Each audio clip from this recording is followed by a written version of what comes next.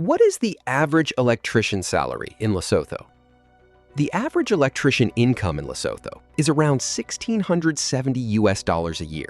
That is before tax, but after tax, you take home $1,420, which brings home about $118 every month.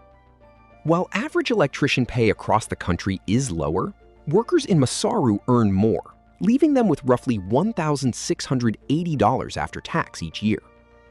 Salaries in the capital are higher because big projects pay better, though living there costs more than in rural areas. An entry-level electrician salary in Lesotho starts well below this average, but pay goes up fast as you gain experience. On top of that, your income usually plateaus unless you move into supervision. Having a university degree helps you step into higher-paying positions like electrical engineer or project manager, which is why extra training adds value. You can also boost electrician wages by learning specialized skills that companies need.